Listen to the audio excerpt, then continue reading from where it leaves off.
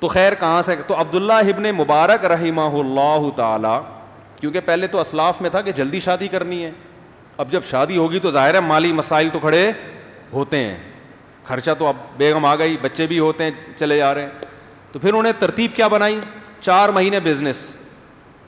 میں آپ کو ریٹرن میں لکھ کے دینے کے لیے تیار ہوں, نکاح کرو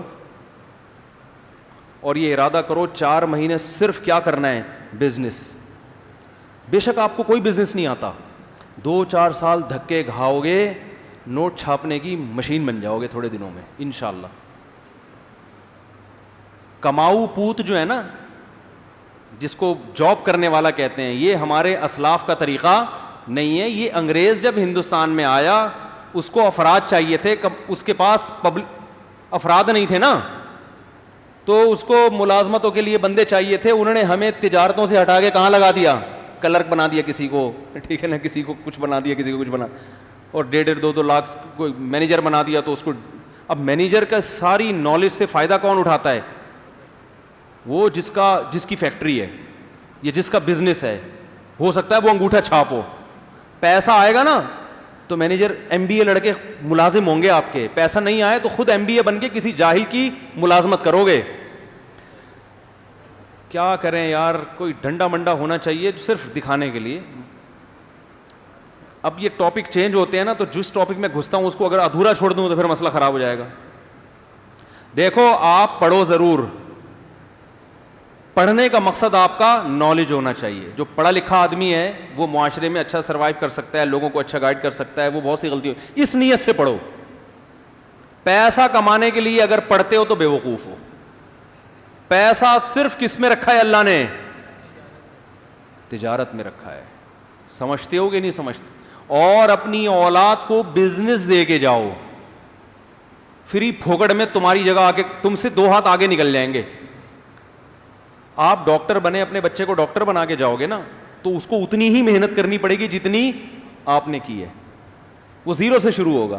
لیکن بزنس دے کے جاؤ گے تو جو آپ کا آخری اسٹیپ ہوگا بچے کا, وہ پہلا ہوگا, اور 3-4 نسلوں کے بعد خود سوچ لو کیا ہوگا. وہ سارے تجربے کر کر کے مختلف لوگوں کو پہنانا سیکھ جائیں گے.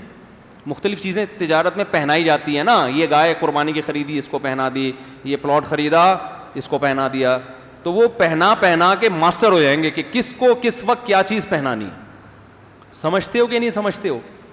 تو اس لیے تجارت کیا کرو, اور ایک دم سے نہیں ہو جاتا.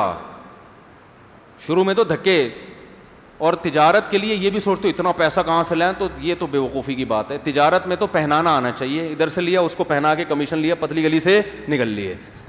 ٹھیک ہے, تو پیسہ انویسٹ کرنے کی حماقت کبھی بھی نہیں کرنا ہے کیونکہ آپ کو تجارت آتی نہیں ہے. 1 کروڑ انویسٹ کر کے وہ ڈوب گئے, پھر تو گئے کام سے. انویسٹمنٹ اس بزنس میں کریں جس کا آپ کو تجربہ اچھا خاصا ہو چکا ہو, اس بزنس میں انویسٹمنٹ کرو آپ, پھر فائدہ ہے. تو بات یہ چل رہی تھی کہ اچھا آپ اگر وہ ہمارے بھائی بیٹھے ہوئے ہیں نا, وہ میکینک ہیں ماشاءاللہ کار کے, تو وہ بھی سوچ رہے ہوں گے میں بزنس کیسے کروں. بھائی آپ نے ورک شاپ کھولی ہوئی ہے, ساتھ ساتھ گاڑیاں خرید کے بیچنا بھی شروع کر دیں, ٹھیک ہے نا. بزنس میں اللہ نے برکت رکھی ہے. 9 اعشار امتی فی التجارہ او کما قال صلی اللہ علیہ وسلم. اگرچہ روایت کی سند پہ کلام ہے, نبی صلی اللہ علیہ وسلم نے فرمایا کہ میری امت کے 10 میں سے 9 حصے رزق اللہ نے تجارت میں رکھا ہے. سمجھتے ہو گے نہیں سمجھتے ہو؟ تو ساتھ ساتھ جاب کے ساتھ سائڈ میں چلاتے رہو کچھ نہ کچھ. پہنانا ہی تو ہے نا, گاڑی خریدی پہنا دی کسی کو. ٹھیک, تو اس میں آدمی محنت کرے. تو عبداللہ ابن مبارک رحمہ اللہ تعالی وہ کیا کرتے تھے, 4 مہینے صرف اور صرف بزنس. اب یہ نہیں کہ بزنس ہی کے ہو کے رہ گیا, باقی کوئی کام ہی نہیں ہے. تو 4 مہینے تجارت سے جو ارننگ ہوتی تھی وہ اپنے بیوی بچوں کے لیے. بھائی اب سال بھر بیٹھ کے کھانا ہے. جیسے حج کے موقع پہ بعض لوگ 2 مہینے میں اتنا کما لیتے ہیں کہ باقی 10 مہینے بیٹھ کے کھاتے ہیں. وہ سیزن ہوتے ہیں نا ہر چیز کے. اگلے 4 مہینے وہ جہاد میں گزارتے تھے. اسلامی سرحدیں پھیل رہی تھیں اس وقت, بڑی بہادری کے جوہر دکھائے انہوں نے لڑائیوں میں, اور مزید 4 مہینے 24 گھنٹے علم, تبھی بہت بڑے محدث بنے, عربی ادب کے بہت بڑے شاعر بنے. اور یہ بچپن سے ابا کی تربیت بھی, ایک شعر کی یاد کرنے پر ابا 1 درہم دیتے تھے ان کو. بچپن میں ابا کہتے تھے, عبداللہ بن مبارک کے جو والد تھے نا, وہ کہتے تھے ایک شعر یاد کر لو 1 درہم. تو بچوں کو اسی طرح ادب سکھایا کریں. ادب سے مراد اردو ادب یا عربی ادب یا انگریزی ادب, کچھ بھی سکھا دیں. زبان پہ کنٹرول جس کو ہوگا نا وہ بہت کچھ کر لیتا ہے. سارا مسئلہ یہ بولنا نہیں آتا, رشتہ لینے گئے تھے بولنا کیا آتا, منہ سے نکل گیا. ایسا ہی ہوتا ہے نا, نکال دیا انہوں نے. کاروبار کر رہے ہیں, پہنانے کے لیے گئے تھے, وہ خود پہن کے آ گئے. بھائی جو بولتا ہے نا وہی, اسی کا پلہ کیا ہوتا ہے, قوت گویائی, اسپیکنگ پاور. یہ اتنی بڑی نعمت ہے کہ اس نعمت کی بیس پہ حضرت ہارون کو نبوت ملی ہے. اللہ میاں نبوت تو حضرت موسیٰ علیہ السلام کو دینا چاہتے ہیں نا, مقام ان کا بڑا. حضرت موسیٰ علیہ السلام نے فرمایا افصح منی لسانا, اے اللہ بولنے کا ہنر میرے بھائی کو آتا ہے تو ان کو بھی میرے ساتھ لگا دے. اللہ نے فرمایا سنشد عضدک باخیک, تیرے بازو مضبوط کرنے کے لیے میں نے تیرے بھائی کو بھی کیا کر دیا, دعوت تیری ہوگی. زبان کس کی ہوگی, ہارون کی. تو ہارون علیہ السلام کو نبوت صرف اس لیے ملی کہ بولنا اچھا جانتے تھے. کیا ہو گیا بھائی جان, تو بولنا جو ہے نا. اچھا دیکھو, اللہ میاں نے قرآن مجید میں ایک اور مسئلہ بیان کیا. مشرکین مکہ یہ کہتے تھے معاذ اللہ, نقل کفر, کہ یہ فرشتے اللہ کی معاذ اللہ بیٹیاں ہیں. تو اللہ کو غضب آیا کہ مشرکین خود بیٹی کی پیدائش پہ نا ناک منہ چڑھاتے تھے اور زندہ دفن کر دیتے تھے.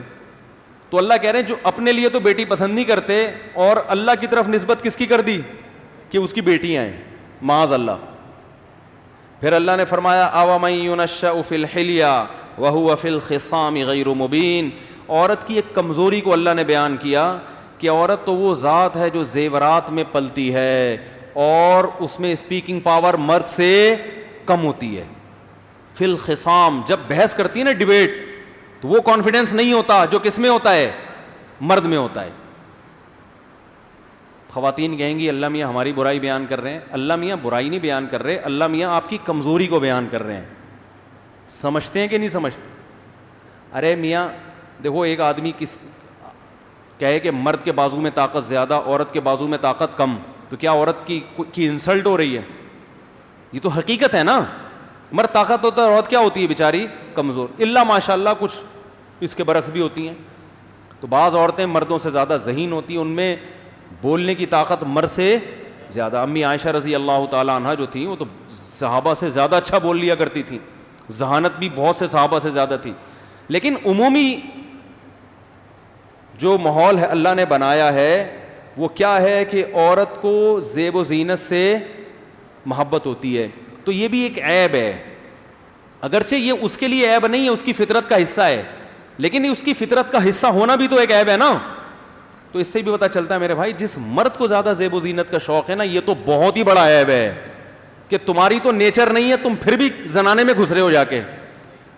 سمجھ آ رہی ہے بات؟ بیوٹی پارلر کھول کے بیٹھے ہوئے ہو اور تیار ہونے میں گھنٹہ گھنٹہ لگاتے ہو. یہ میں اتنا جو بولتا ہوں نا, مرد کو زیادہ بیوٹی نہیں ہے, تیار ہونے میں گھنٹہ نہ لگاؤ, تو لوگ کہتے ہیں یہ کوئی کبیرہ گناہ ہے جو اس پر اتنا بول رہے ہو. او بھائی یہ نیچر کے خلاف ہے, اللہ کو یہ چیز پسند نہیں ہے. تو یہ عورت کے پر یہ جو ہے کہ وہ بیوٹی, وہ وہاں ڈریسنگ ٹیبل کے سامنے جب بیٹھی ہے تو اٹھ ہی نہیں رہی, وہ ٹھیک ہے اس پہ سوٹ کرتا ہے, آدمی پہ یہ چیزیں سوٹ نہیں کرتی. اس لیے میں بار بار بول رہا ہوں کہ یہ سب چیزیں شریعت کا حصہ ہے بھائی.